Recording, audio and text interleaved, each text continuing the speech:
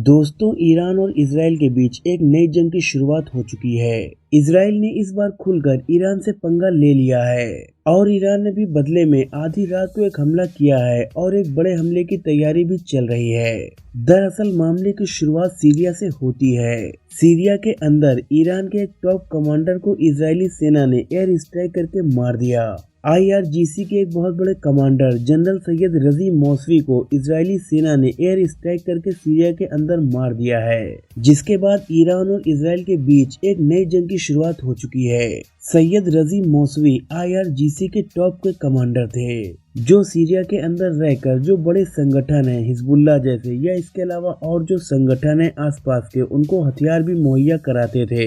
Iran के एक top के कमांडर कासिम सुलेमानी का नाम तो आपने जरूर सुना होगा, जिनको अमेरिका ने एक ड्रोन हमले में मार दिया था। ये सैयद रजी मौसवी उनके काफी अच्छे दोस्त थे, लेकिन इनकी भी मौत हो चुकी है, जिसके बाद ईरान पूरी तरह से भड़क गया है। ईरान की तरफ से कहा गया है कि दमिश्क में इजरायली सेना ने हमारे जिस टॉप कमांडर को मारा है उसका बदला अब इजराइल को चुकाना पड़ेगा। IRGC ने कहा है कि बच्चों को मारने वाली इस इजरायली सेना को अब मजा चखाना पड़ेगा और हमले के लिए इजरायली सेना अब तैयार रहे। ईरान के विदेश मंत्री का बयान सामने आया है। उन्होंने कहा है कि अब इजराइल की उल्टी गिनती शुरू हो गई है। ईरान की तरफ से कहा गया है कि अब हमारे पास ये अधिकार है कि हम इजराइल के ऊपर हमले कर सकें। इजराइल ने हमारे टॉप कमांडर की हत्या की है, उसका बदला लेने का अधिकार हमारे पास है और हम सही वक्त और सही जगह देखकर हमला करेंगे। वहीं IRGC के कमांडर की हत्या के बाद ईरान के तेहरान के अंदर रात को ही हजारों लोग इकट्ठे हो गए और सरकार के ऊपर दबाव डाल रहे हैं कि वो खुलकर इजराइल के खिलाफ जंग शुरू करे। IRGC के कमांडर की हत्या का इजराइल से तुरंत बदला ले। हजारों लोग सड़कों पर निकल आए और प्रदर्शन करने लगे, सरकार से कहने लगे कि हमला करो, इजराइल से बदला लो।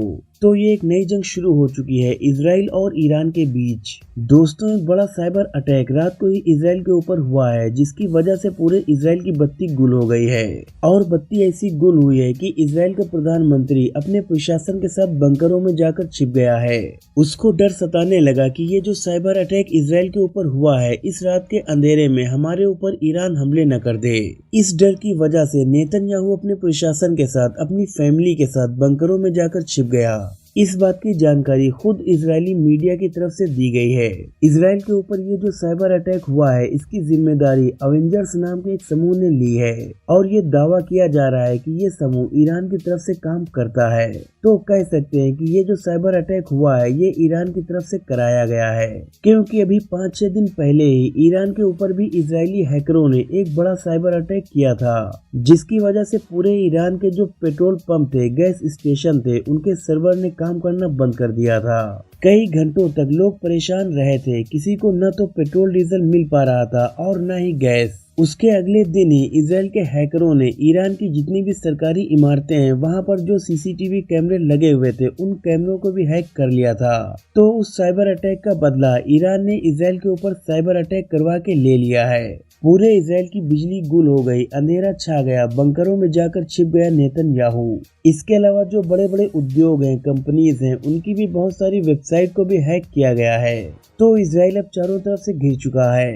वहीं दोस्तों, इजरायली सेना ने अब ईरान से निपटने की तैयारी भी शुरू कर दी है। ईरान के हमलों से कैसे निपटना है, उसको लेकर अब ट्रेनिंग शुरू कर दी है। ईरान के टॉप कमांडर को मारने के बाद इजराइल की दिक्कत अब और ज्यादा बढ़ गई है, क्योंकि अब इजराइल को ईरान की तरफ भी नजर रखनी है, इधर हिजबुल्लाह की तरफ भी नजर रखनी है, गाजा की तरफ भी नजर रखनी है और हुतीज ने भी नाक में दम किया हुआ है। दोस्तों, सब्र रखिए और देखते जाइए, ये जो इजराइल के यहूदी सैनिक है, ये एक दिन हथियार डालकर खुद भाग जाएंगे इजराइल छोड़कर। ईरान की तरफ से जो धमकियां आई हैं, उनको देखने के बाद इजरायली सेना पूरी तरह से चौकन्ना हो गई है और पूरा ध्यान अब इजरायली सेना ने ईरान की तरफ लगा दिया है।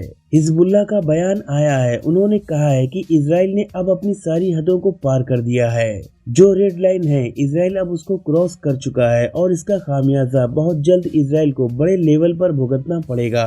वहीं ईरान के इंटेलिजेंस सूत्रों का कहना है कि ईरान इस मामले पर बहुत धैर्य से काम ले रहा है, बहुत सुकून के साथ सोच समझकर इजराइल को टारगेट करना चाहता है। ऐसा नहीं है कि एकदम से जज्बात में आकर ईरान इजराइल के ऊपर हमला कर दे। ईरान जो है वो गहराई में जाकर इसराइल को चोट पहुंचाना चाहता है। इसराइल ने ईरान के जो ये टॉप कमांडर को मारा है, इसका बदला ईरान हो सकता है कि कुछ दिन के बाद ले।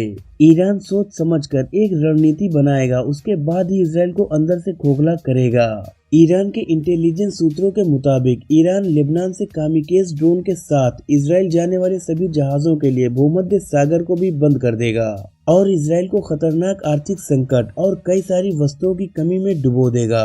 तो ईरान जो है वो एकदम से बौखला कर इसराइल के ऊपर हमला नहीं करेगा हड़बड़ाहट में, बल्कि ईरान बहुत सोच समझकर रणनीति बना रहा है और रणनीति के तहत ही वो इसराइल को ऐसा घेरेगा कि इसराइल अंदर अंदर पूरा खोखला हो जाएगा। और लाल सागर के अंदर हुतीज जो कुछ कर रहे हैं इसराइल के जहाजों के साथ, इससे भी बहुत बड़ा नुकसान इसराइल को उठाना पड़ रहा है। तो ये भी अंदर अंदर इसराइल खोखला हो रहा है। बुनियाद हिलाने की कोशिश कर रहा है ईरान। हुतीज भी ईरान का ही प्लान है। दोस्तों, इराक के एरबिल में अमेरिका का जो सैन्य बेस है, उस सैन्य बेस पर इस्लामिक रेजिस्टेंट की तरफ से एक हमला किया गया है, जिसमें कई सारे लोग घायल हो गए हैं। ये जानकारी खुद अमेरिका के अधिकारियों की तरफ से दी गई है। तो इराक का जो रेजिस्टेंस ग्रुप है वो भी एक्टिव है, जो पहले भी समुद्र में इसराइल का जो गैस का एक बहुत बड़ा स्टेशन है वहां पर ड्रोन हमला किया था। और एक दिन पहले भी इस्लामिक रेजिस्टेंस की तरफ से आत्मघाती ड्रोन इसराइल की तरफ भेजा था, लेकिन उसको बीच में जॉर्डन की सेना ने ही मार गिराया था, पहुंचने नहीं दिया था। तो ये सारे संगठन अब मिलकर एक्टिव हो चुके हैं और इसराइल की नाक में दम कर रखा है। दोस्तों, इस वीडियो में फिलहाल इतना ही। आपको ये वीडियो कैसा लगा हमें कमेंट सेक्शन में जरूर बताएं। अगर वीडियो अच्छा लगा हो तो लाइक करें, शेयर करें और आगे भी ऐसी नॉलेजफुल वीडियोस देखने के लिए हमारे चैनल को सब्सक्राइब करके बेल आइकन को जरूर प्रेस कर दें। शुक्रिया।